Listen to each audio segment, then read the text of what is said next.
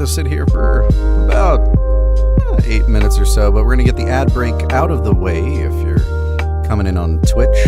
So if you're on YouTube, you won't say anything. Just sit back, relax, and enjoy the music until we start her up. We'll be beginning here, hopefully, punctually on the hour. See you then.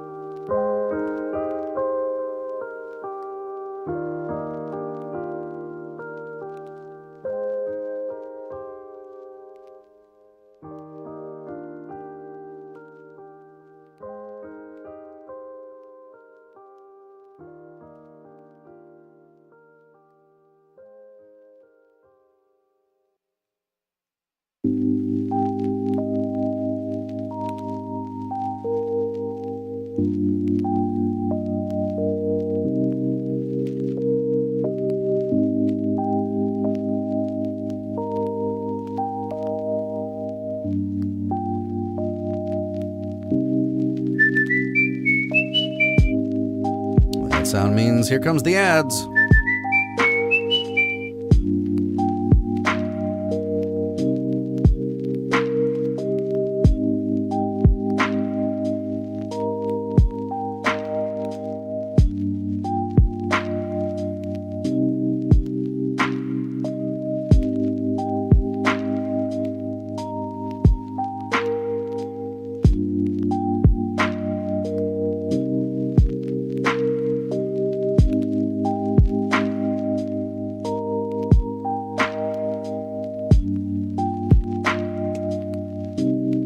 Mental note for Justin later. Actually, an audible note in this case. YouTube, change your logo, buddy. It's still the old one. And every time I go live, I'm like, oh yeah, gotta change that. Change it. Come on. Killing me, Smalls.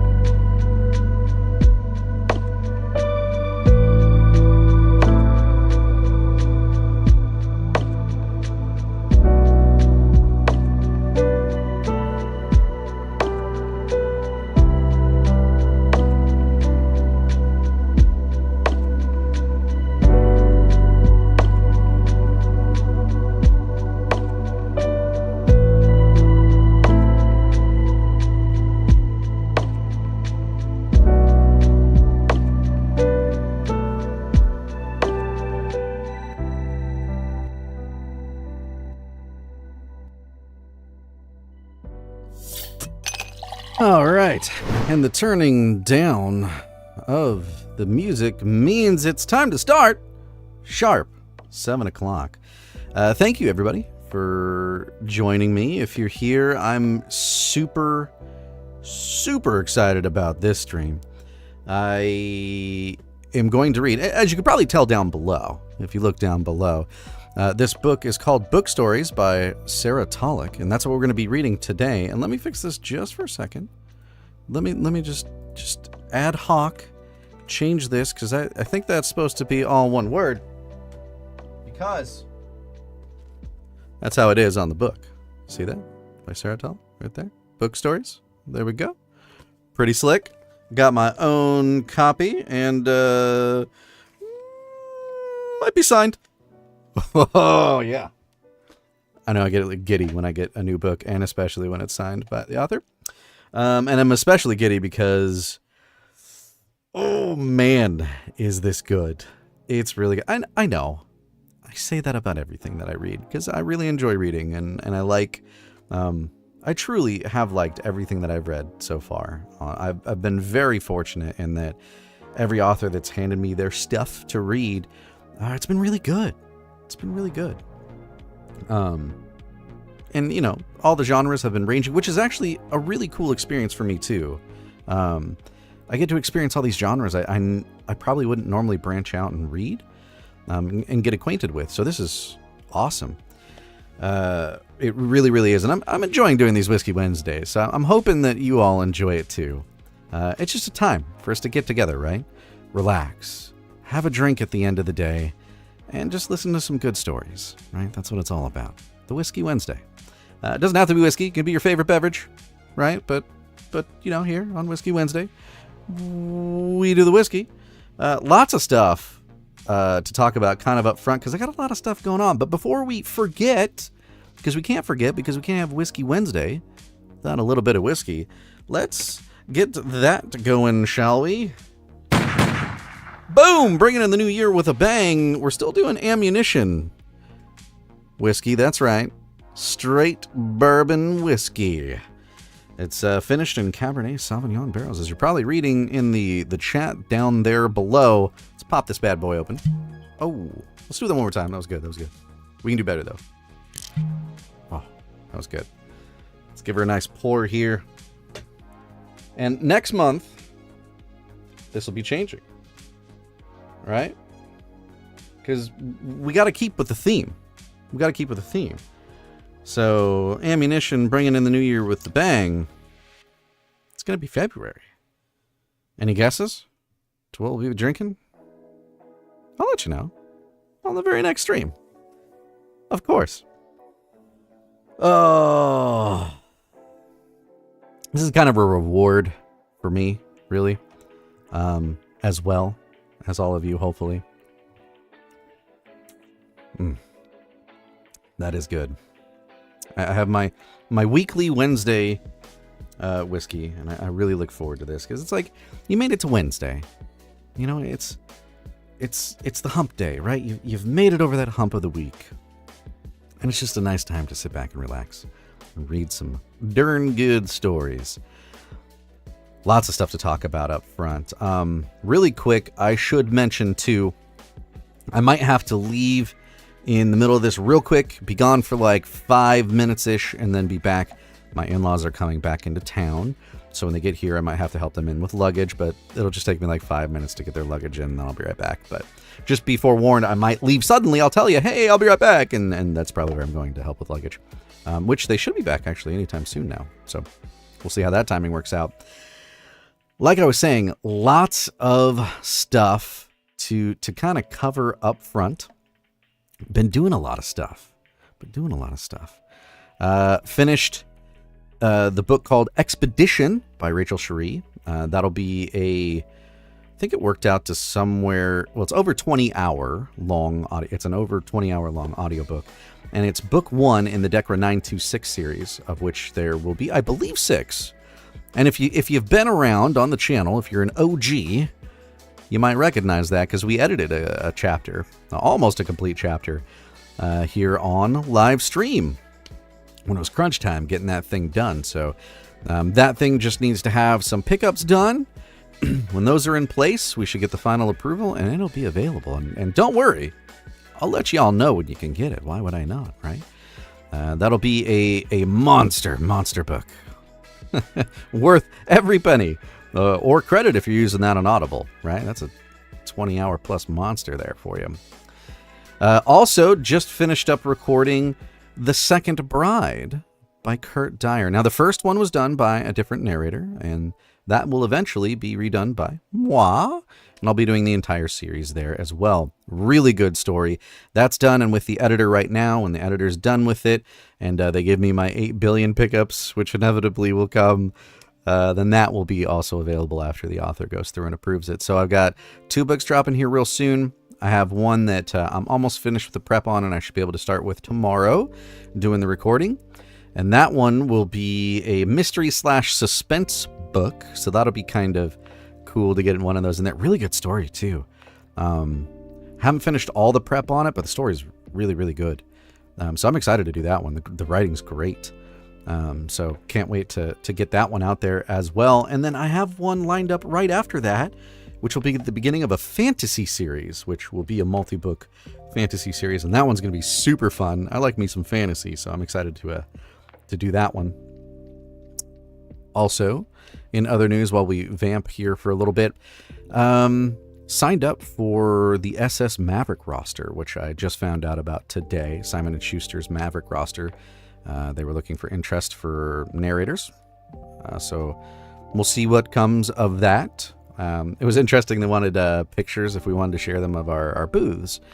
I have a pretty interesting booth set up right now, right, with the webcam in there and everything. So I'm sure that'll probably spark some questions like why the webcam. But love to have that conversation. And also, really big news too. I did it. I made the commitment. I purchased a vocal booth. That's right, from Studio Bricks. It's the One VO edition. You can go to their website and look that up if you're curious. But I'm super excited to get that one. That'll kind of make it a lot easier to get a lot of these narrations done more efficiently. It has way more capability to reject outside noise because it's built specifically for that purpose, double walled, all that kind of stuff. Like the current booth, it does a really good job of avoiding reflections, so it doesn't sound like you're talking inside of a box. So it does great, but it doesn't really do much to cut out the noise from the outside, right? Loud car drives by, plane flies overhead, grandma gets real loud with the laundry. Like you're going to hear all of that, right? So I'm excited to get a booth to kind of cut out a lot of that and increase my efficiency and reject a lot of that outside noise that's around at this neighborhood. And in the house. It's noisy. So it's just going to pick up my improve my ability to do more recordings. Like, the less I have to stop and restart because of interruptions, the better, right? So I'm super excited about that. Also, another really, really, really big thing that's going on right now. I just graduated from Sean Pratt's audiobook course this month. And it's been over a year of instruction about all things audiobook narration with a focus really on kind of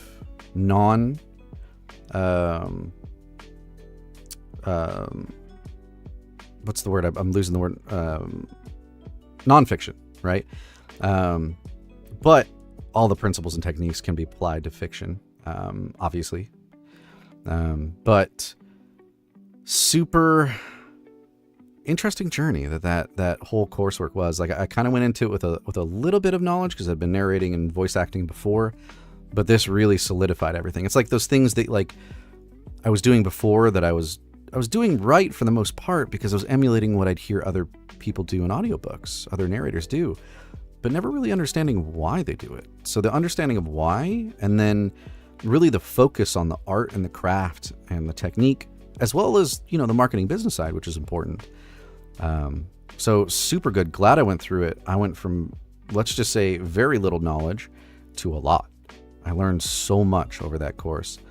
An Expedition, that sci-fi book, the 20-hour book, was kind of my project throughout the whole thing. As I learned techniques and things, I was applying them to that book. So it was interesting and awesome to have like a book to work through that whole thing. So you'll notice when that book comes out, it starts off good and it gets better as it goes because I learned more things and was able to bring those narration techniques to it. So it gets better and better and better. And the rest of the books in the series will be top notch. So I'm excited about that. What have you been all listening to? What have you all been listening to? You've been listening to some audiobooks? You've been reading? Let me know. I'd love to know what you've been into. I've been into lit RPG here recently, trying to learn about the genre. I've been listening to a lot of a gentleman by the name of Steve Corona do some live narration. He's the master of it, right? Master of dialects and accents, and just makes it sound easy, right? It's an absolute pleasure, and I learned so much listening to him, which is a fantastic opportunity for me that I try to never miss out on. Gentleman's fantastic. Check him out, Steve Corona. He's on all the things, right? You can look him up on Audible, and he has a website and stuff there too. So, and he also does dialect coaching. So if you need to fine tune that Scottish accent, or the offerings that he has for accents, definitely hit him up. The master. I mean the master. So definitely look that gentleman up. But it's been good. Been learning a lot from him. We're going to jump into the booth here in a second. I've been stalling for a little bit because I thought that the in-laws would be here by now. But maybe not. Maybe they had a delay in getting the luggage or, those type of things. So we're just going to jump into the booth, and when they come, I'll stop for a second. How about that? Anything else I want to cover? Let me think. Yeah, what are we reading? Let's go more into depth on that. Let me share some information here with you in the chat if you're reading there. About the author and the book. And of course, if you like the story, where you can go to buy it. Author set up a place on their website with all the different places that you can buy the book from, which is smart thinking. I like when that's what's done, because there's so many different places that you can offer your book up for sale, right? And a lot of times it gets convoluted, leaving 4, 5, 6 links. But if you can consolidate that into one place, it makes it easier, right? Because not everybody wants to buy their book from Amazon. They want to buy it from somewhere else for whatever reason, right? There's plenty of reasons. So it's nice to have that consolidation. So down there in the chat, down below, you'll see links there. And a little bit about the book. I chose to take a little blurb about it because we're going to read the story, right? And how about we read the back of the book? Since it's right here, might as well, right? And that'll give you a little synopsis, if you will. I actually did a video that I put up on Instagram and TikTok. And I made the classic mistake of not reading this first and taking it out of the package and being excited about it and started reading it and messed up a word. Which is slightly embarrassing, but we won't do that this time. Or will we? Let us see. So, what is Bookstories by Sarah Tollok about? In 1960, junior editor Dottie Barber is up to her elbows in the slush pile of a New York publishing house. All of Dottie's friends and colleagues know her to be a book lover, through and through. But what they don't know is that she has a special, intuitive ability to understand pieces of a writer's life just by reading their words. Only one writer has ever baffled Dottie's empathic understanding. That's the word I messed up. The mysterious author of brilliant stories submitted to the publishing house with no endings and no name. Every day, Dottie looks for a new envelope from the author, but each submission only adds to her bittersweet frustration. Nearly 60 years later, I read 6. I'm just realizing I messed up that live read again. Read the stuff before you do the live stuff. Lesson learned from me, and now you don't have to make that mistake. 60, not 6. That's a huge difference. Yeah. 60 years later, the mystery remains unsolved. That's a long time. Dottie's career in publishing has amassed her a wealth of bookish friends, part ownership in a bookstore, and an enormous private library full of treasures and secrets. Yet she still yearns to uncover the identity of the unknown author. She's well into retirement when she meets Jim, a young playwright living in the basement apartment of her building. Despite being at opposite ends of their respective stories, the two become fast friends. Full stop. Together, they search for the perfect reader, one who can help them finally decipher the author's identity. A braided narrative of interconnected lives and stories, Bookstories is an ode to the authors, editors, publishers, librarians, booksellers, and countless others who make up the ecosystem of books. After all, it takes a world of people to bring about a world of books. This is really good. Stay tuned. Tuck into this. Grab your beverage. Get cozy. Sip on that hot cocoa or that whiskey. And let's get ready because this is good. I'm excited to bring this to you. It is fantastic. Let's pause the music because the mood might shift. The music might shift on this random playlist, and all of a sudden it becomes psycho thriller, and it doesn't really fit the mood of the book. So we're gonna pause that. I guess I could curate a playlist beforehand to make this a little smoother, but whatever, right? Should we get into the story? Are you still talking? I am still talking, but let's get into it, shall we? Oh, Sarah, hey, I'm gonna step into the booth. We're gonna talk. All right, let's go.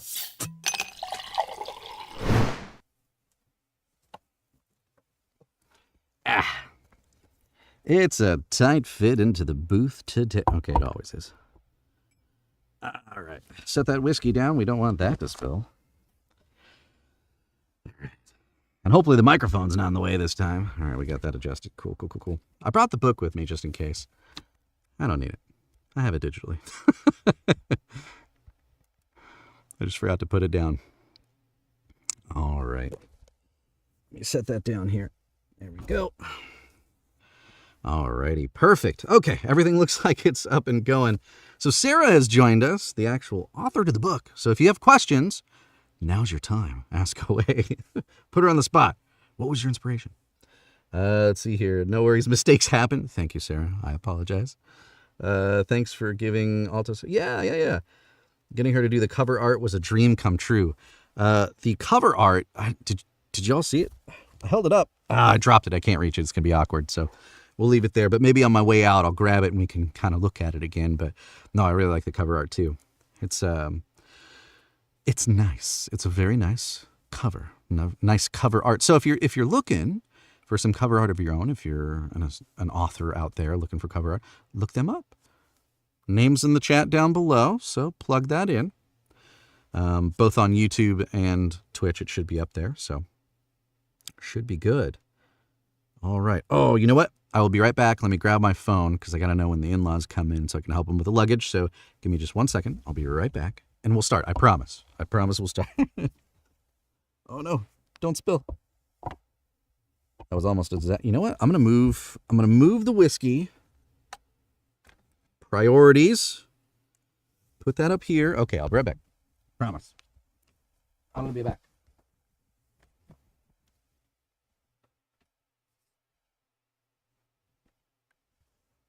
All right. You know, this will be much smoother once I get that new booth I was talking about at the top of the stream. It'll just be a nice, door to open and close. That'll be nice. Can't wait. All right. Let me do this. This is going to be awkward. Sorry, everybody. I'm a professional. Don't worry. All right, let me just put my phone up there so I can see it when they come. Okay. All right. Make sure this bad boy's working. Perfect. Let's take a sip of our beverages and let's jump into it. Sarah says, I'll hang out as long as I can. It's past my bedtime here in EST. Yeah. I appreciate you coming. I know. I've been thinking about that because 7 is a good time for me. Get the family fed, all that kind of stuff. But on the East Coast, that sucks. That's 10 p.m. So I've been thinking about maybe adjusting the time of Whiskey Wednesdays so that more of my East Coast friends can enjoy as well. And they don't have to stay up until all hours of the night to hear a good story, right? So I might adjust that. I've been thinking about it. We'll see. I'll try to make that happen, actually. More information to come. Let's get into the story.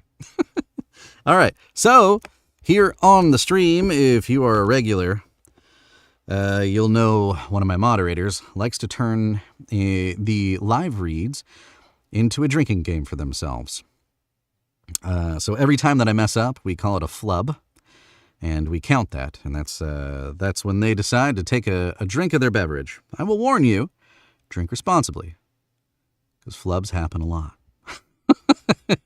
So just keep that in mind. Let's reset the counter there, and who's if you're in the channel. I can't remember if you joined in or not. Get your counter going. You can participate in Twitch and YouTube by typing in !flub whenever you hear a mess up. But don't worry, I'll try to keep myself accountable. All right, let's get this started up. Like Windows 95 here, and let's go. All right. Bookstories by Sarah Tollok. Chapter 1. New York City, 1960. I got one! Bobby's exclamation resulted in turned heads and several groans rising from the cramped rows of desks in the smoke-filled bullpen of Tandem Bike Publishing. Most of the junior editors went right back to work, thumbing through towering stacks of thick manila envelopes, trying to decipher whether they had a submission worth passing up the chain to the assistant editors. However, a few bowed heads shot up. Those editors dropped what they were doing and made a beeline for Bobby's desk. Dottie was the first to arrive. Of course she was. She'd known exactly what Bobby's announcement meant. Although her looks were unassuming, Dottie had a presence about her. She was highly focused and no nonsense, especially when it came to books. Only those not scared off by her intensity knew Dottie also had a sensitive soul, relentless curiosity, and a razor-sharp sense of humor. Is it them? Are you sure? Dottie's cigarette nearly singed the paper as she reached for the slim stack in Bobby's hand. His mother-of-pearl cufflinks caught the light, capturing Dottie's attention. Bobby was always fully buttoned up, stylish and perfectly coiffed. Even in the days it was unlikely he'd have to make an appearance in any of the wood-paneled executive offices upstairs. Of course, I'm sure, darling. Here, I'll trade you. Bobby exchanged the manuscript for her cig, only to dramatically gag after the first puff. Ugh, how do you smoke these things? Filters are ridiculous. It's the smoking equivalent of getting a handjob with a woolen sock. Still frowning, he tore off the lipstick-stained end of Dottie's L&M and sucked down half the tobacco in one long drag. I thought you were quitting, remarked Ted, as he pulled his chair up next to Bobby's desk. Bobby smiled. It's a special occasion. I finally got one. Gail, the last of the fan foursome, deposited herself on Ted's knee. Dottie gave the mismatched pair a quick smile before diving into the story. Gail was a transplant from a wealthy Connecticut clan. Her family had been rich longer than Ted's family had even been in the country. Her perfect patent leather shoes rubbed against Ted's pant legs, hand-hemmed by his baba. He smiled up at her with his chip-toothed grin, and she beamed back. Gail ran her red fingernails through Ted's shaggy brown hair, trying in vain to make it look neater. Just don't tell my mother you caught me smoking, Bobby quipped, taking another drag. Your secret's safe with us, Ted assured him. Now, catch us up. What's this one about? Sailors and boats, said Bobby, wagging his eyebrows and loosening his collar. Shipyards and longshoremen, Dottie corrected, already turning to the second page. Gail began humming Ships Ahoy. Bobby joined in. Shh, all of you! Shut it! Snapped Lorne, an editor one row over. I'm trying to read here. Y'all crazy to waste your time with that crap the guy sends in. Your time with the crap that guy sends in. If I can get that line right, that'd be nice. Let's try that again. Let's give myself another flub. I'm trying to read here. You're all crazy to waste your time with the crap that guy sends in. You have no vision, Lorne. Oh, and that sound, if you're hearing it, means we're going to have an ad break. So I'm going to pause here so you don't miss the story. And then we'll just continue with Lorne's line there and then go on from there. And we'll just vamp for a minute. while we have the ads. Those darn ads, you gotta love them, or not, Bezos can't, make the bucks without the ads, apparently. So, and it does support the channel, too, so I thank you for sitting through them. I hate stopping in the middle of the story, though. Just want to keep going. It's so good, too. Hopefully you guys are enjoying it as well. Let me pop in the information into the channels here real quick in the chat so that you have the information about the author and the book, and more importantly, where to buy it if you're enjoying it. So check that out on the YouTube replay or the VOD replay here on Twitch. And it looks like the ad break will end here in about 24 seconds, and we'll get back into it. So, nice time to just sit back, relax, take your drink. How many flubs are we up to so far? I don't know. There's lots.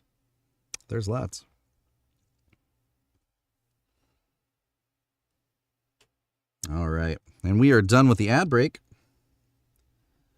And we'll continue our read. I'll go back up to the top because I think the ad break started right in the middle of that line of dialogue. So let me do that line again. I flubbed it anyways, and we'll go from there. Here we go. Shh, all of you, shut it, snapped Lauren, an editor one row over. I'm trying to read here. You're all crazy to waste your time with that crap that guy sends in. Did you catch it? I said that instead of that. Let's try it again. Trying to read here. You're all crazy to waste your time with the crap that guy sends in. You have no vision, Lauren, Ted yelled. Besides, we all know you hide torn-out pages from Playboy in the manuscripts when you get bored. Let's try that again. Besides, we all know you hide torn-out pages from Playboy. Why am I doing a Boston accent? I just realized I was doing that too. It's because Lauren has that Boston accent. It's catchy. I like it. All right. Let's try that again. Because Ted he's as we'll find out, hinted at a little bit, might not be from here. Son of an immigrant family, I believe, if I read that correctly. So let's try that again. You have no vision, Lauren, Ted yelled. Besides, we all know you hide torn-out pages from Playboy in the manuscripts when you get bored. Nothing wrong with a little Playboy, Lauren. Good articles. No need to hide it. And the author could be a woman, Lauren, Gail added in a scolding tone. We exist beyond the centerfolds of your girly magazines. Turning beet red, Lauren grumbled and closed the top drawer of his desk, giving the four a guilty sidelong glance. After this, they all fell silent as Dottie read. Turning to page 4, she sighed and shook her head. The part with the imagery of the coiled rope? Bobby asked. Yeah, she responded in a whisper. The writing was so brilliant. It required reverent silence. Reading this author's work made Dottie feel as if she were standing near the huge bank of votive candles at St. Pat's Cathedral, surrounded by soft, warm illumination. Each flame was an intention all its own, but together they created something beautiful, a whole greater than the sum of its parts, enough to warm someone looking for more than physical warmth on a cold, lonely day. Dottie flipped through the pages faster and exponentially faster, like gravity tumbling young Alice down the rabbit hole. Yet, like always, just when she was thoroughly lost in the story, she reached the end of a page, and there was no more. Her descent into Wonderland abruptly halted, and she was left hanging, suspended among the teacups and pocket watch gears, unable to set even one silk-slippered foot into the Mad Hatter's party or anywhere else. The story didn't have an ending. None of them ever did. Dottie handed the manuscript off to Gail and Ted, then slumped onto the corner of Bobby's desk. The story, like the author's other submissions, was incredibly real and immersive. Dottie felt like she could hear the water of the Hudson lapping against the pilings below the dock and smell the oily smoke from the ship's engines. But any sense of the author themselves? Nothing. It was maddening. Wow, right? Bobby asked. Dottie nodded, then walked back to her desk to get a new cigarette. As she dug one out of the pack, she glanced down at the submission she'd been reading before Bobby sounded the alarm. The The story was a romance set on some island in Alaska. The writer's cover letter spoke of how everything Hawaiian had become a fad since the island's recent ratification as a state. She felt that Alaska, also having just officially joined the USA, was equally deserving of some love and attention. Dottie thought the writer had a point. The Alaska angle could be a good hook, and what she'd read of the story so far was a fun romp in the Alaskan wilderness with a GI and a local tomboy of a gal. The earnestness of the author's words showed how serious she was about wanting others to fall in love with Alaska as she had. Compared to what Dottie had just read, though, the Alaskan romance felt flat. But at least it would have an ending. And at least she knew something about the author. Even without the benefit of the cover letter, Dottie was always able to pick up an understanding of a writer as she read their work. Every time Dottie read, she got brief glimpses into the mind of the author. It had always been that way, even when she was a little girl. She'd once thought everyone felt and knew such things, and only as she got older had she slowly realized they didn't. Immersed in a story, Dottie could tell the author's gender, even when the given name was just a first initial. She could tell whether they were writing from their own experience, they were inspired by reading about something, or they were making everything up for the sheer love of it. But she could even tell how the author felt when they were putting pen to paper. The knowledge just came to her, a mist of understanding that crept in from the edges of the page when she took in the story. Sometimes insight rolled in quietly, becoming more detailed the further she read. Other times the flashes came fast and intensely, lightning from a thunderstorm that blew in on an otherwise sunny day. As a young girl, Dottie had learned that some of the saddest people wrote the funniest prose. Those who were almost fearful of the world wrote the bravest characters, and those who were lonely wrote about family and love like no one else. Fumbling to light a cigarette, Dottie looked over at her friends as they passed the pages of the new story around. Watching the three of them, she tried to grasp why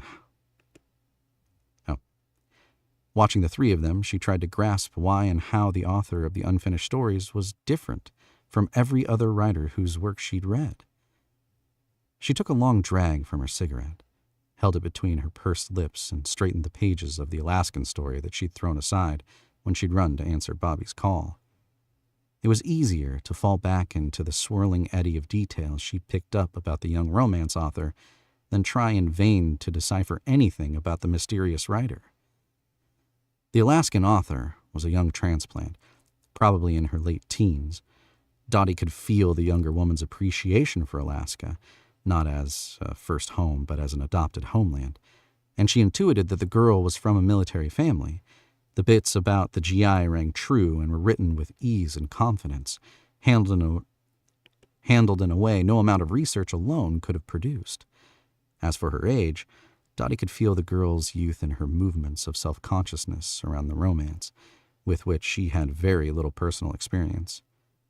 Oh, and the author was used to being an outsider of sorts, in a way that extended beyond being a military kid. Dottie couldn't put a finger on exactly how, but felt she would be able to by the end of the story. Yet when it came to the writer who never finished a story, Dottie could barely pick up anything about them. She didn't know their gender, their emotional state as they wrote, or anything else. Not even the smallest detail presented itself to her when she read the author's words. She wasn't used to having to guess at things. Dottie and her three pals in the editorial pool, all fans of the mysterious author, guessed that the writer was a fellow New Yorker. The postmarks on the submissions were from all over the city, and almost all the stories were based somewhere in the 5 boroughs. Not only that, but the detail in each story spoke to someone who knew the locations intimately. The author was also probably well-educated, or at very least well-read, because the quality of the writing was remarkable. If it hadn't been, the unfinished short stories would have been quickly tossed aside to the gals who sent the courtesy rejection letters. Yet even that would have been problematic. The stories never bore a return address. They were also never signed. Even if anyone at Tandem Bike had wanted to publish the stories, they had no way of getting in touch with the author. Who sends something they wrote to a publishing house with no hope of getting an acceptance letter and contract in return? Probably the same type of writer who never finished a damn story. And they never wrote the same kind of story twice. There was never a common theme between the stories beyond the locations always being in or around New York.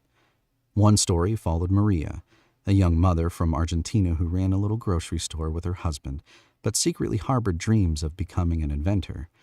Every week she would lug her kids to the library via public transportation so she could read periodicals about engineering and mechanics and check out vehicle manuals. She tinkered with their store's delivery truck and with the appliances at home, sketching out her thoughts about how to make them work better. In Maria's imagination, she built a child from metal, wires, and small hydraulics that could run and play like the children of her own flesh. That particular story cut off right as the young mother was picking her way through the aisles of a hardware store, with no good excuse for being there save for dreaming. Another piece followed Albert, an older man in love with his young milkman Jerry. He thought about Jerry all the time and tried to find ways to make his life easier. Albert gave Jerry gifts he would pass off as casual, like quality long johns for cold mornings that he said were a birthday gift that didn't fit, or the box of chocolates he claimed were from a client, but that he didn't care for because they had peanuts, knowing full well that Jerry had a fondness for peanuts. When Jerry mentioned the dinner he liked to go to on payday for the Friday night pot roast, Albert worked up the courage to go, planning to pass it off as a chance meeting. If the younger man invited Albert to sit with him, Albert would insist on picking up the tab. It would almost feel like a date. But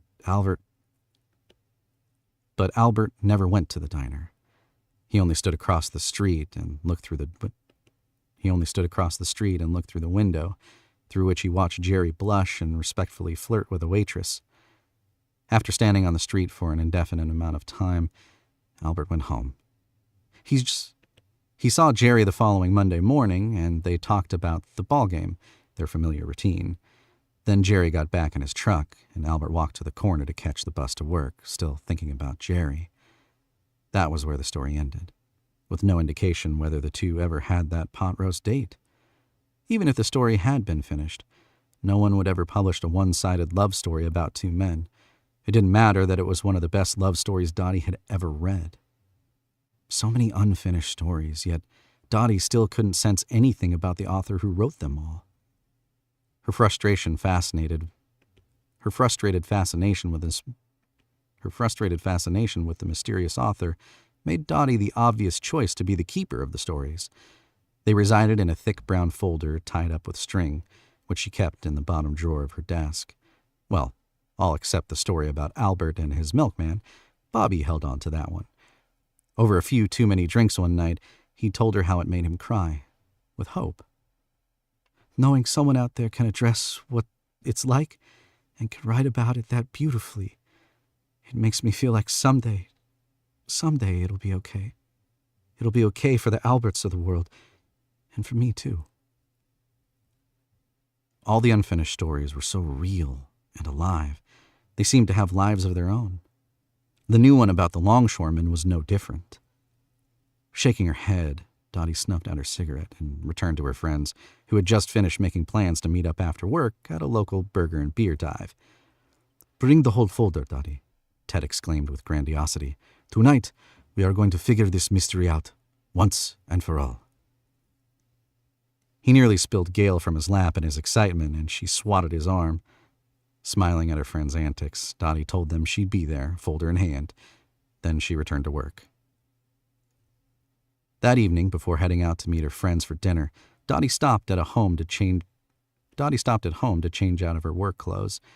She deftly dodged her father's newspaper shaking tirade about the U.S. needing to be less worried about what Russia was doing in space and more worried about what it was doing in Cuba.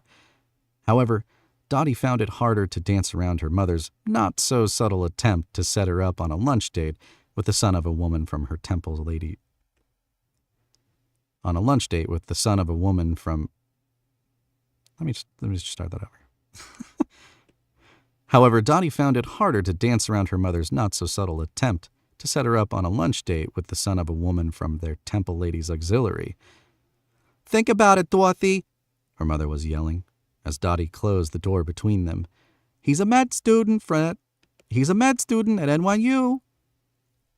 Although Dottie's mother was bent on finding her only daughter a husband, it was the last thing on Dottie's mind. She could only think about the unfinished stories.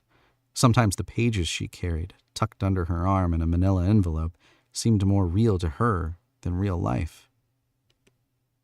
Sometimes the pages she carried, tucked under her arm in a manila envelope, seemed more real to her than real life. As Dottie's sensible wedge heels clicked on the subway steps, thoughts of the young mother, Maria, marched through her mind. Ted theorized that Maria's tale was influenced by science fiction, possibly even The Twilight Zone.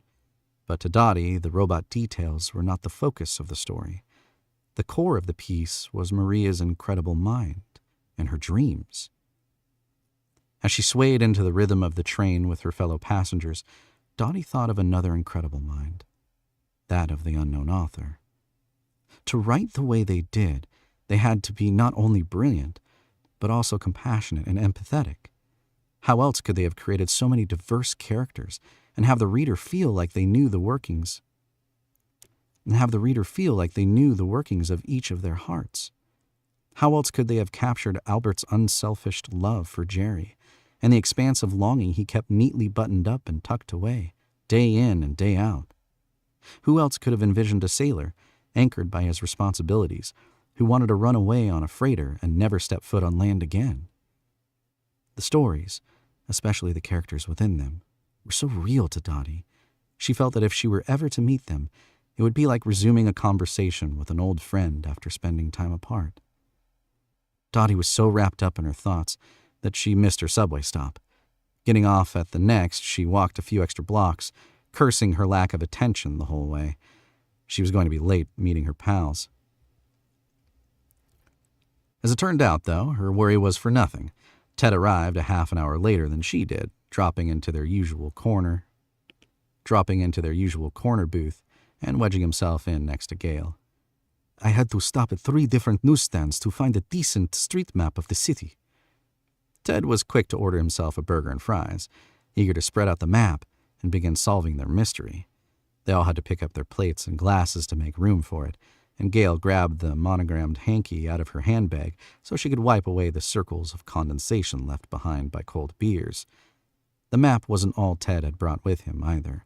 He retrieved a handful of colored drafting pencils, a ruler, and a protractor from his deep pockets and dumped them on the table. They spent the next hour in uncharacteristic solemnity, poring over the stories and marking up the map with any locations that were mentioned.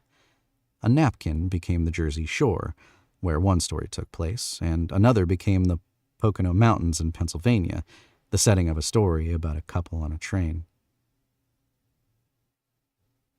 By the end of the evening, all the 4 friends had to show for their work was a map covered in dots, a bunch of empty beer glasses, and 2 pitchers with foam dissolving at the bottom. Undeterred, they gave up on trying to make sense of the map and fell into a conversation they had had many times over already. Bobby had his arm around Dottie, absent-mindedly playing with her curls, and Dottie leaned into him, listening to the reverberation of his voice in his chest. "I swear, those pages smell like shrimp fried rice sometimes when they first come out of the envelope." Dottie, Gail, and Ted each lifted pages to their noses and took a long whiff. Bobby dissolved into giggles. "I just got 3 grown adults to sniff paper." That earned him a few crumpled napkins and an empty cigarette pack flying at his head. When Ted and Gail settled back on the other side of the table, Dottie nestled against Bobby's chest again. Gail restarted the conversation. "I still think it's some intellectual trying to make a point about the nature of fiction. Trying to say something about the structure of narrative or about the expectations of the masses." She shrugged. "Stein talked about how writing should move toward a continuous present in composition as explanation. Maybe the lack of conclusions is the author's take on Stein's nonlinear style. Well, we didn't make it through the night without Gail quoting good old Gertrude again, Bobby teased. I feel you're overthinking it and getting way too technical there, Vassar College. After a moment, when no one said anything else, he added, I bet it's someone normal, like a quiet older lady who lacks confidence and knowledge of publishing, and she just wants someone to read her work. I mean, off the top of my head, I can think of references in the stories to crocheting, embroidery, a fondness for cats, and tips on how to mend baby clothes, old lady things. Gail tapped a finger on the table. That's narrow-minded of you, Bobby. In my hometown, Daddy was friends with a local judge, and that man and all his brothers knew how to embroider. Their mother taught them how. He worked on a recreation of some famous Flemish tapestry for over 15 years. Now, Ted said, adopting a placating tone, I think Bobby is onto something with the regular person angle. Maybe the author is some high school gym teacher who coaches Little League on the weekends and doesn't know how to properly tie a tie, but reads a lot and writes in his spare time. Or maybe it's not PE. Maybe he's a science teacher. I mean, there were references to moon phases and some chemical reactions. It went beyond common knowledge, and it was all correct, so... He shrugged. Well, if you know enough about those science-y topics, then it's somewhat common knowledge. Gail rolled her eyes. That means someone wouldn't have to be a science teacher to know. Or maybe, oh! She grabbed Ted's necktie, long since untied and hanging loose around his collar. We all know you can't tie a tie to save your life, and that your mother has to do it for you.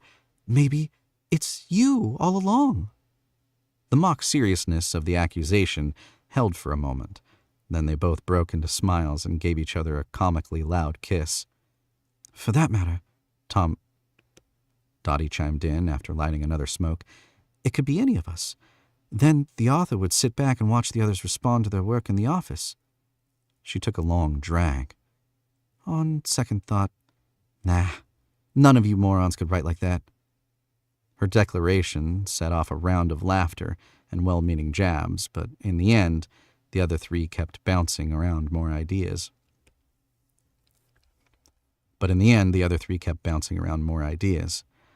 A beatnik who's trying to make a point about being anti-establishment, but is really just lazy about finishing stories and is not living up to his potential. A Buddhist monk who doesn't feel endings are important because, impermanence and all that. A veteran with a plate in his head and no long-term memory. A hunchback. Seriously? A hunchback? Like from Notre Dame? No, like from the Bronx. And it doesn't have to be an actual hunchback, maybe just a bad goiter. Dottie smiled and chuckled and nodded along as her cigarette burned down. None of her friends' guesses rang true for her. None of them felt right. She kept hoping that if they ran through enough scenarios, one would reverberate with something she had picked up from the stories, something just beyond her grasp of awareness. A piece of the puzzle that would allow a portion of the fog to clear around the unknown author of unfinished stories. While her coworkers joked and tossed around ideas, Dottie looked at the map. She squinted and crossed her eyes, hoping some pattern would jump out at her. None did. There were little clusters of dots here and there in the areas where stories took place, but they were ultimately just blank signposts pointing nowhere. It was as if the writer spent time visiting each place, but only just enough to be able to write about it accurately. Dottie sat up straight in the booth. He's been to all those places. He's been to all these places. The words came out louder than she had planned, and 3 sets of eyes landed on her. Or maybe she? Gail added, breaking the silence left behind by Dottie's declaration. Shh, I'm thinking. Dottie let her hands hover over the map like a phony psychic trying to get a reading from a dead spouse's favorite shirt. Whoever wrote these stories had to have visited these locations. They wrote the settings with too much accuracy not to have seen them for themselves. She paused, looking around the circle of her friends. Why are we being so passive? Why don't we go find them? Why don't we let them know that we love their stories? Why don't we invite them to come visit us? Because we don't know their address? Remember? Ted twirled his finger in the vicinity of his right ear. But we know where they've been. And they may go back again. We can put up posters in all those places. Dottie's tone rose with excitement. We can even take out an ad in the classified ads. No. We can even take an ad out in the classifieds. Say we want to meet them. That's actually not a bad idea, Bobby said, matching Dottie's surge of energy. Reading the newspaper was mentioned more than a few times in the stories. It's a small detail, but it could indicate that it's a habit of the authors. Which one was mentioned the most? The Times, the Tribune, or the Post? Gail and Ted looked at each other and then flipped through a few stories. The Tribune was the winner. The call to take real action sobered the foursome up right quick. Turning over the map, they started to compose a classified ad in the margins. After that, they worked on wording the flyer and figuring out who at work they could call in favors with to run off a bunch of mimeographed copies. A few days later, the 4 young editors set out across the city to different locations, posting the flyers on telephone poles, in store windows, and in specific places mentioned in the stories. Gail and Ted made a day trip to the Jersey Shore to put a few out on the boardwalk. Dottie clutched her sack of flyers to her chest as she rode the trains and buses. In between the shops, she read bits of the stories, trying to find clues about where exactly she should put up the signs. Did the writer describe a certain fountain in the park? Did they mention a newsstand near Times Square? It was as she traveled and read that Dottie finally felt a little something. A bare flicker of the author brushed against her consciousness, as if her traveling and seeking echoed their own. After almost all her flyers were posted, she took out her copy of the Longshoreman story to read as she walked along the docks, letting the catcalls of the rough sailors slide off her without acknowledgement. It wasn't until she read the last part of the unfinished story that she realized her feet were sore from all her walking. Wanting to rest, Dottie stopped by a seafood shop, grabbed a bottle of Coke, and lit up a smoke on a bench facing the water. She sat in silence for a while. Then she pulled out the last of her flyers, a ripped one she hadn't wanted to post. To the unidentified writer who has been mailing stories to Tandem Bike Publishing, the junior editorial staff would like to get in contact with you. Some of the stories in question are titled The Mother of Invention and At the Docks. This is not an offer for publication, but has the potential to lead to a future partnership. The rest of the copy asked the author to call the switchboard and ask for Dottie or to show up at the Tandem Bike Publishing offices and set a date and time, just under 2 weeks from now. We look forward to meeting you, the last line proclaimed with cautious optimism. Dottie's heart fluttered at the thought of someone actually walking into their lobby on the decided day. She was staring off into nothing, trying to picture the mystery author's face, when the small bell on the seafood shop's door tinkled, oddly delicate among the heavy, heaving sounds of the rest of the docks. The thick beams beneath her feet seemed to demand that everything around them also have gravity and mass enough to keep from floating away with the tide. Dottie froze, the bottle of soda just barely touching her bottom lip. That line about the thick beams of the dock wasn't her own thought. It was from the story about the longshoreman. Fingers shaking, she pulled the manila envelope of stories from her handbag and flipped through the page with the description. As she looked around, her fingers traced the words the unknown author had used to talk about this place. There was the one shiny red boat bobbing among the older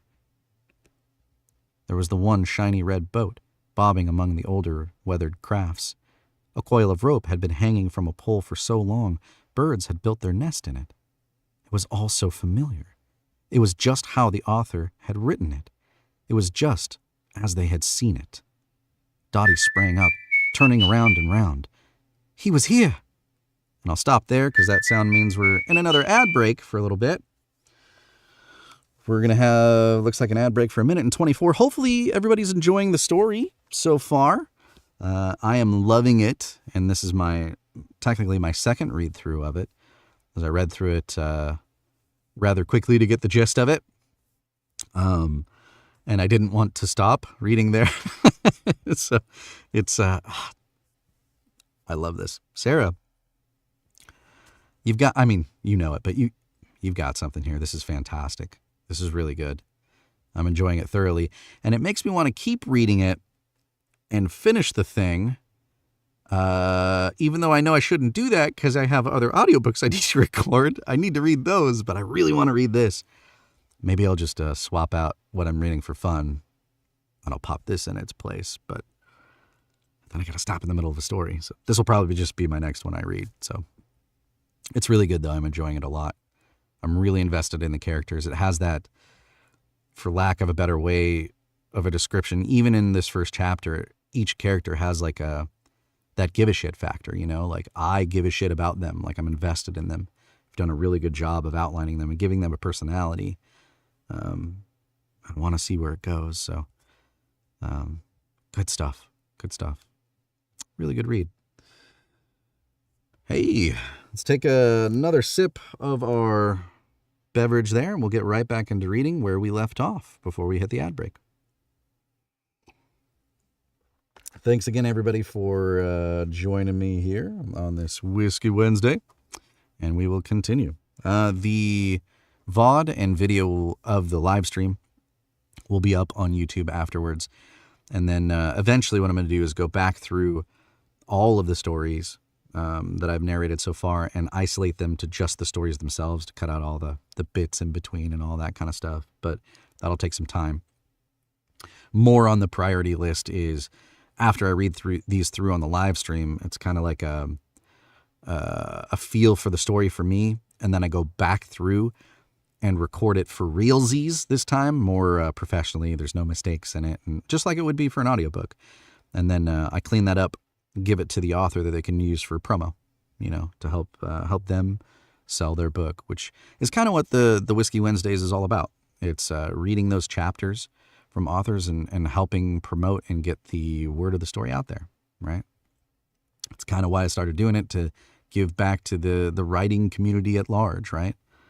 I'm starting out, and I understand what the struggle is when you're starting out, and I want to give back. So this is one way to do it. So after I get done with this, probably this weekend, I'll sit down and start getting some of those fired out to people. So I've got a few to work through because I've been really busy with these audiobooks, but they will be going out here soon. Where are we at? I think we're we're on page 17. I think there's like 24, 25 pages to the first chapter. So sadly, we're almost done. I don't want it to end. But all good things must come to an end, right?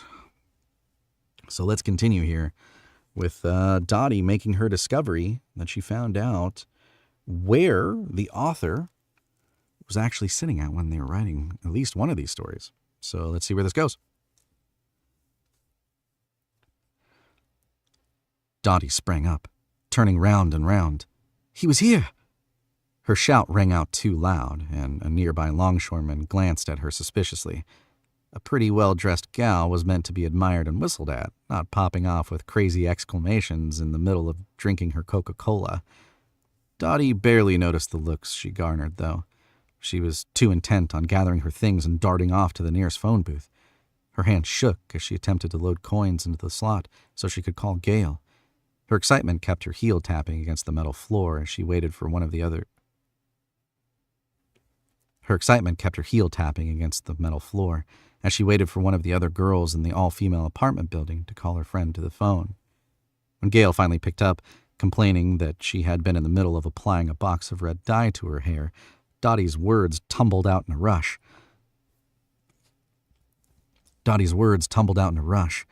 Gail first told her to slow down, then moved on to asking Dottie about other things she could check for. Is there a boat named Diana?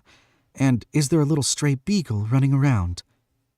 Gail had an excellent memory for anything she read, and the details she quizzed Dottie on made Dottie start to doubt her conviction.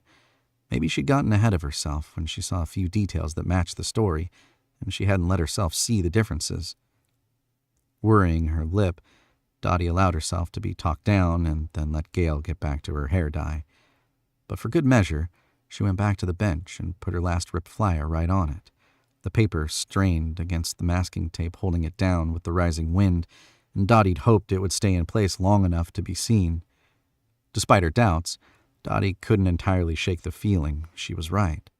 The unknown author had been there.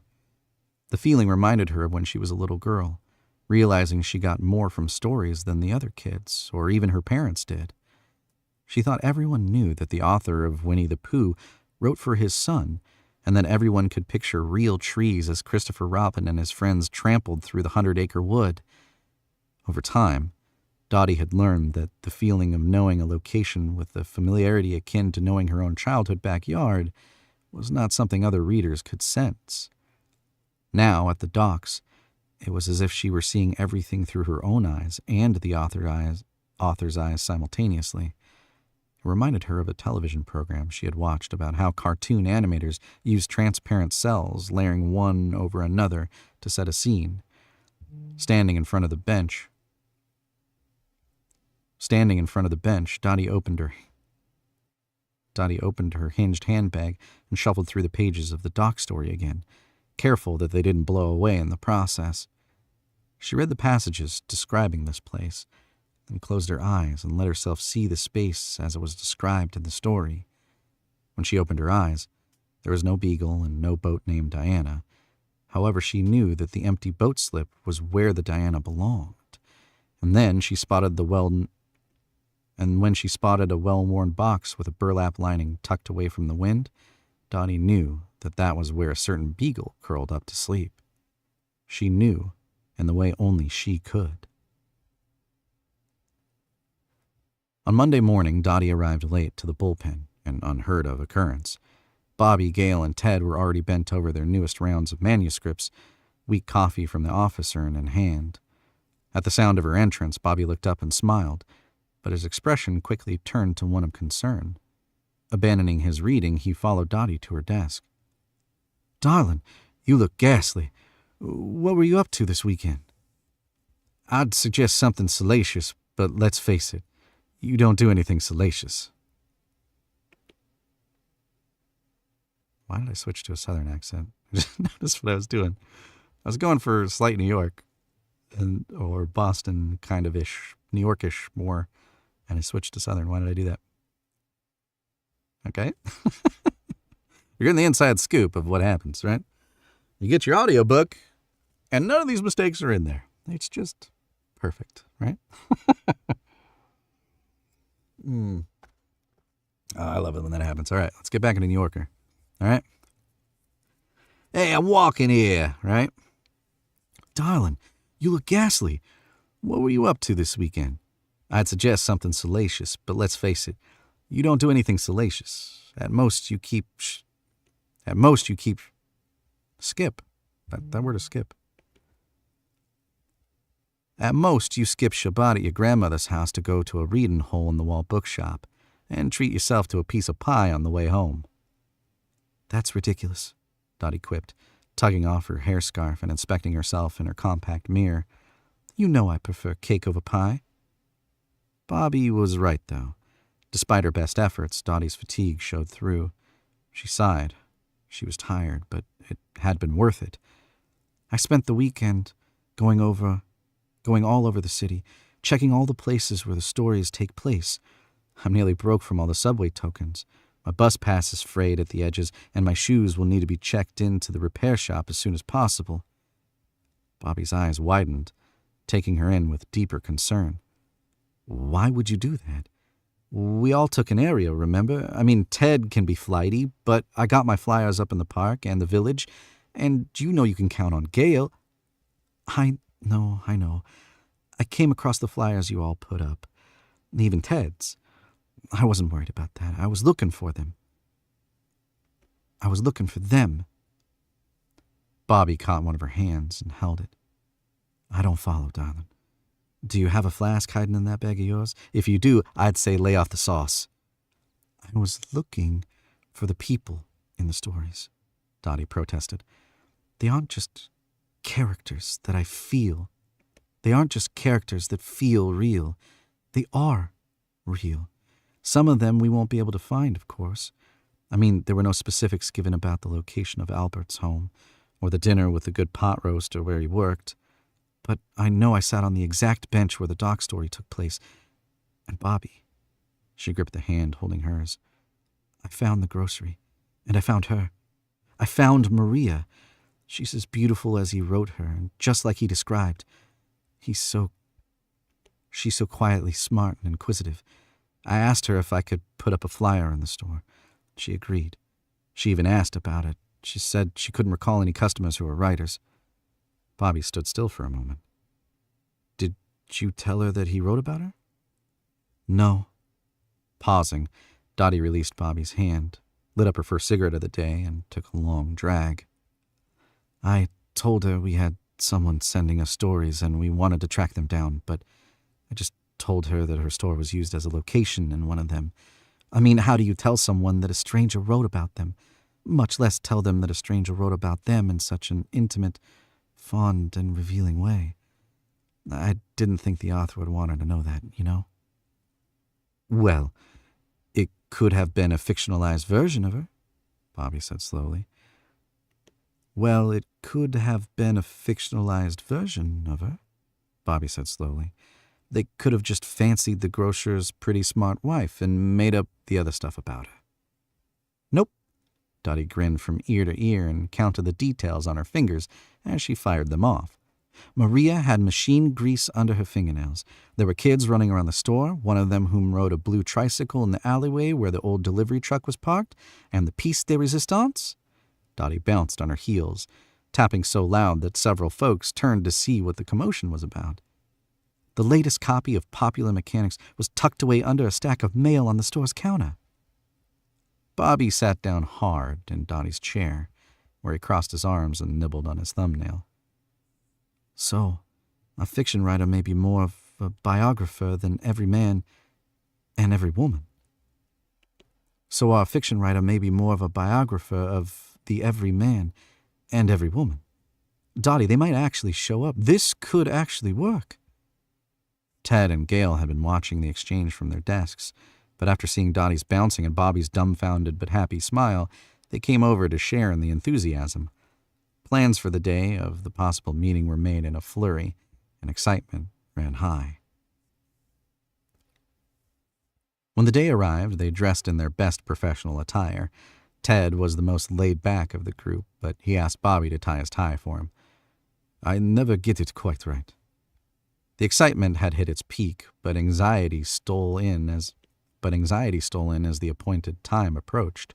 Sitting at their desks, they pretended to read, even as they threw glances at the clock, counting the minutes as they ticked away. Between 4:10 and 4:15, they staggered, leaving their desks so as not to arouse suspicion, as if anyone cared what they did. Dottie took the stairs, walking slowly and breathing deliberately to calm herself.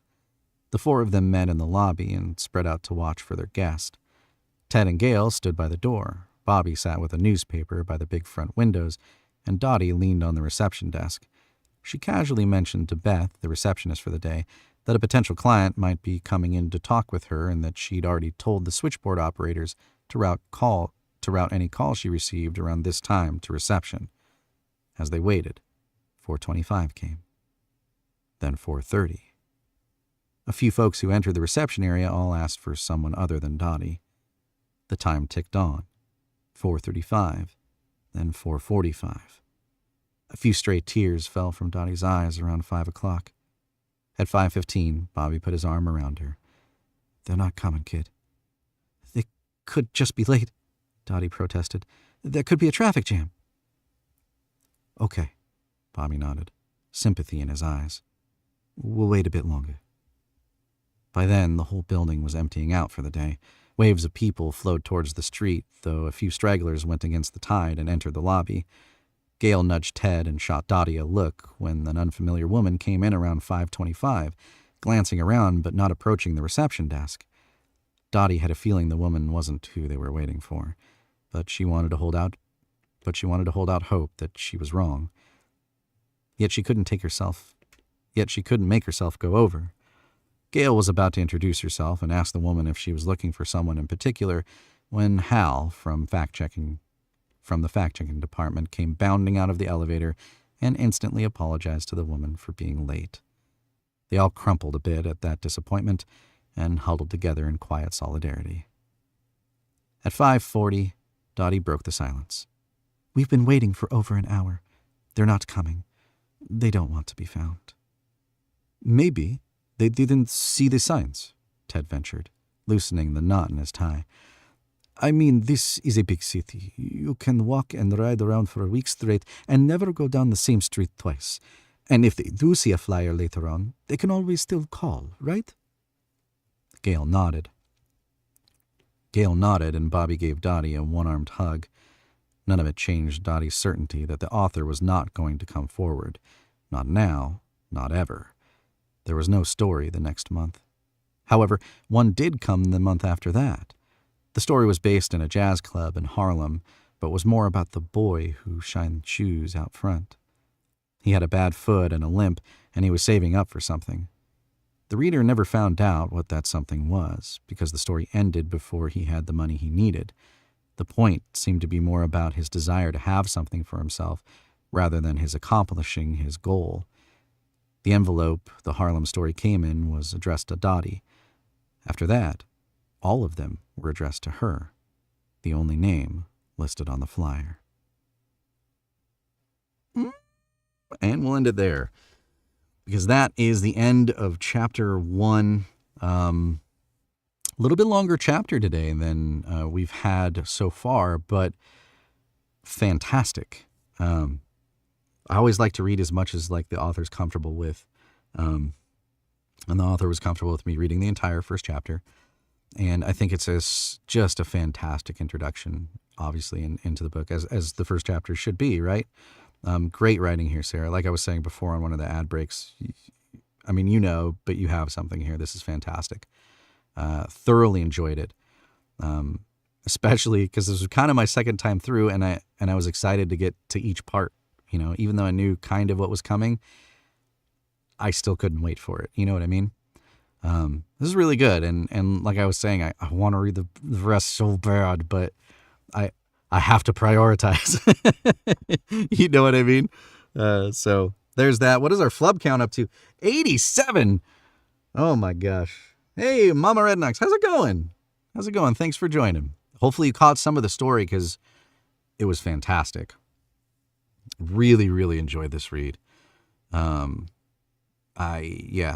Really kind of at loss for any more words to share about it other than fantastic. Great characters, great story. I'm loving it. Can't wait for me to have the time to read the rest. So there's that. Let's go back to the desk for a little bit, and we'll finish up there, and then maybe share the love to another channel, if we will, towards the end here. But yeah, let's go back there. See you there.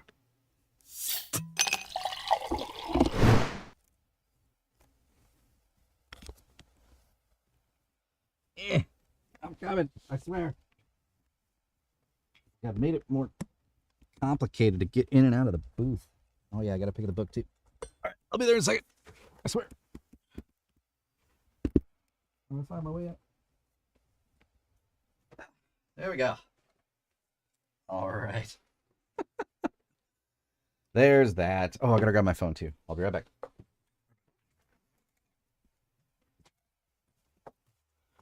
Oh, give me phone.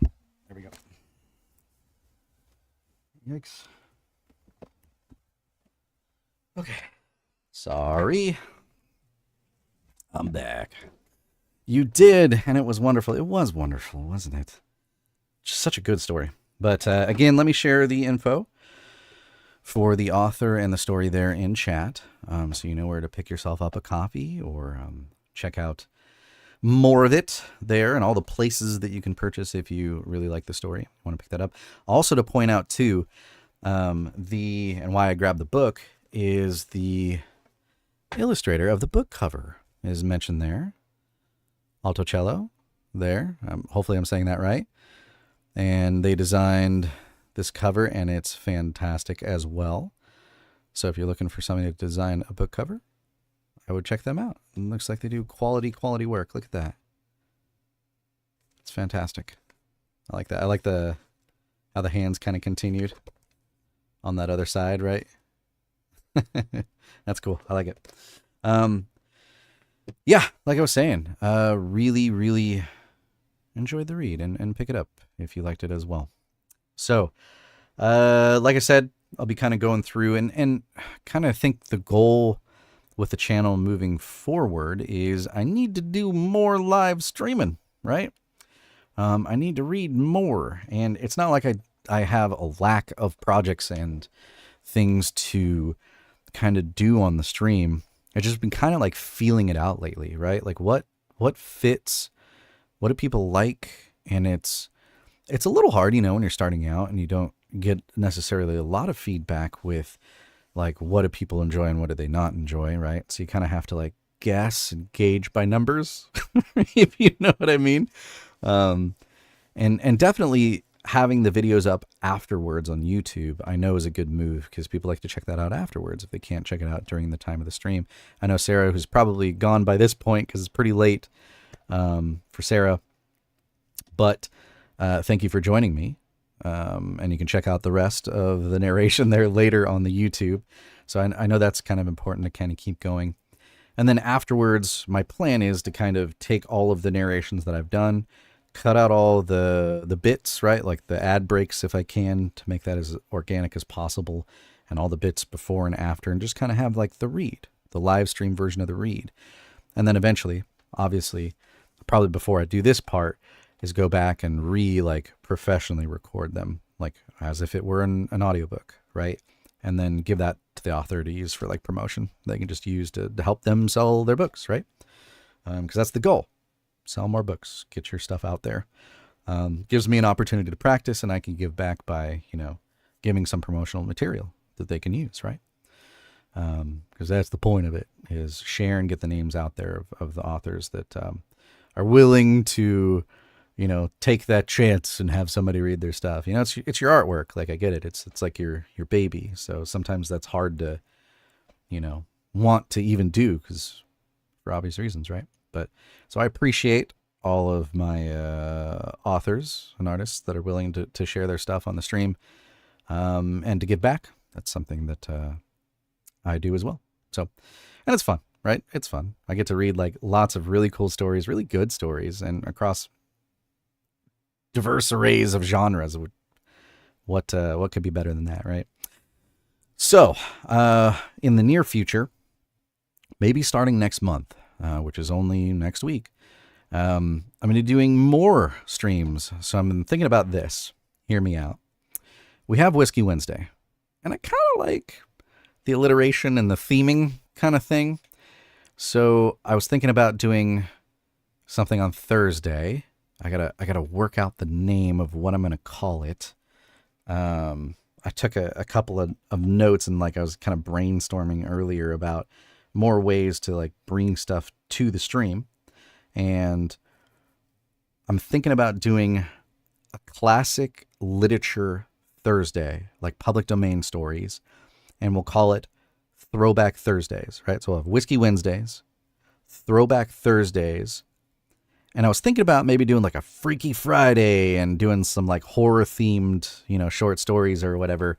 But I'm like, that's like 3 days in a row. What if we threw it on Monday and we had like Macabre Mondays? I don't know. I'm just spitballing ideas, but I'm thinking next month, bring more stuff, right? Mama says, sweet. Yeah, sweet. I need to bring more to the channel, right? As I'm starting to figure things out and grow it. So I think that'll be kind of fun. So we can have like some themes that you can count on. Like Mondays we'll have some kind of short horror fiction, maybe science fiction-y themed. We can thriller. We can kind of merge genres in there, if you will. And then Whiskey Wednesdays will still be there, which is the, for the authors. And then maybe Thursdays too. So we'll have Monday, Wednesday, Thursday, I think is what we're going to do. So the Throwback Thursdays. I don't know. Maybe Free for All Fridays. I don't know. How to go. I got nothing, but hey, that's what I'm thinking about. Mushroom Monday. I like it. I like it, Maiko. I like it. Okay. What is that? Cyclopsibi? Cyclopsibi? Cyclopsibi? Cyclopsibi? I don't know how to pronounce that word that you just put in there. It's a pretty nice one. Cyclopsibi, I think is what you said. But yeah, so that's what I'm thinking. So hopefully that's entertaining enough. I don't know. We'll try it out. Also next month, really cool, part of, let me pull up that Discord server. What was that called? I keep forgetting the name of it. I just joined it and I need to spend some time and check it out more. Oh, the same page, where it'll be poetry themed. So that'll be really cool. And maybe I'll throw that into the Wednesday stuff too, because that would be kind of fun doing the poetry stuff. I haven't really read a lot of poetry. I've read, the stuff that you have to read in school. But I'm interested to get into more of it, because it's just something I haven't really been exposed to a lot of. So I'm really interested to read these poems, right? And you can find out more of that, obviously, on the same page Discord. And I'll have more information starting next month on that, too. I need to dive in and get information for if you want to contribute to the poems and how that works and participating in the prompts and stuff and submitting your poetry to get read by streamers. I'll get you more information on that. So I need to check out more of that and have that information ready for you. But that is coming next month, and I'm excited about it. So let's get into some poetry. But yeah, that's really it. Starting on a new audiobook this week. I'll have 2 audiobooks releasing here soon. Basically just waiting for editing on those. And then, yeah, there you go. And then I'm working on 2 more lined up, which is fantastic. Fantastic problem to have is too much work. So, all right, let's look into maybe, okay. Oh, let me catch up with chat here. I can't spell, psilocybin. I should have, okay, yeah. Psilocybin Sunday with a P in the, okay, got it. Poetry is awesome to read on stream. I'm not screwing this up. It's my interpretation. I'm going to steal that. Because, on the channel, we have the flubs, of which we had a pretty high count today. So that's why I say, for those of you turning it into a drinking game, drink responsibly, because you might need to switch to water about 5 minutes in. You know what I mean? Sometimes it's real. It's real. And it was real tonight, for sure. But yeah, let's, I'm excited about that. Excited about all these things that are coming, and I've got plans, so we'll see how all that stuff works out. All right, let's pass you off to maybe another reading streamer. So let's see who we got. Who do we got? Oh, Neff's still on. I enjoy me some Neff. I've been trying to convince Neff to also jump into the world of professional narration. Start doing some audiobooks and voice acting and stuff like that. So I understand why they're not, but that doesn't mean I'm not going to keep prodding them every time I'm in his channel. So probably going to prod some more. But let's hand you over to Neff, because good people Neff is. And we will toss you over there, and I will see you there. I'll hang out for a little bit, then I got to do the post stream and clean up stuff, as it were. But yeah, really good channel. So if you haven't already, probably most of us in there, both you and Neff have incredible reading voices. Oh, thank you so much. And Neff does have an incredible reading voice. That's what I keep trying to tell. He posted something in his channel a little bit ago where he was doing a voiceover for a project. I think it was like a movie type project, and it was amazing. You have a perfect voice for this. You really, I would listen to you read a phone book, Neff. Get in there and read some of this stuff. People will pay you for it. I will. So you should get, if there's at least one, there's a dozen. You need to get into it, right? So anyways, I like to bug him about it, but I love Neff's voice. So, and an ad break's about to start, so let's beat it to the ad break and get over to the raid before that happens. All right, because it's going to start in a minute. All right, I'll beat you over there. Here we go. We gotta go. Oh, it's going to make me count down 8 seconds. That's fine. We'll make it. We'll make it to the ad break. Thank you so much for everybody. Thank you so much to everybody for joining the live stream today, and thank you so much for joining in on the YouTube. And if you're watching this later, I hope you enjoyed. And I'll see you all next time. Bye-bye.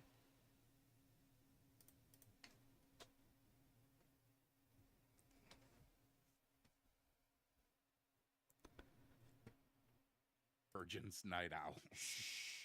Good question. They don't realize Oh, you're hey. in a library. It's Mr. Fife. Hello, Fife. Hello, Raiders.